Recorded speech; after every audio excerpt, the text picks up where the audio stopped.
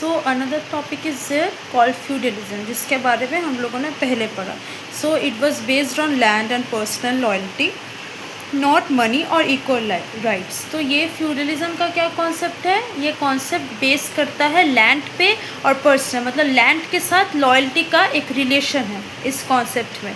इस कॉन्सेप्ट में money or equal rights का कोई पर्पस नहीं है. एग्जाम्पल, लॉर्ड्स और nobles got land in return for fighting for the king.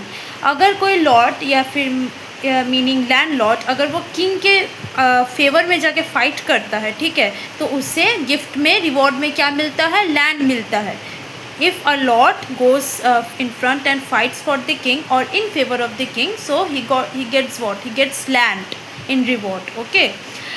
Peasants farmed, paid taxes and gave part of their crops to the lord. In return, lord gave them protection. Peasants क्या करते हैं? जो peasants काम करते थे land पे, landlords के farm में, ठीक है, वो काम भी करते थे, टैक्सेस भी देते थे और अपने पार्ट जो वो क्रॉप्स ग्रो करते थे, वो जो ग्रोन वाला पार्ट था क्रॉप्स का, वो लैंडलॉर्ड को दे देते थे. एक तो वो काम करते थे, फिर टैक्स पे करने के बाद भी लैंडलॉर्ड लोगों को टैक्स देने के बाद भी जो उनका क्रॉप्स बचता था, जो वो क्रॉप्स उगाते थे, ग्रो करते थे, वो लैंडलॉर्ड को दे देते थे. ठीक है. In return Lord gave them protection. इसके बदले में क्या मिलता था पेजेंट्स को लैंडलॉर्ड के साइड से? They got protection. ओके.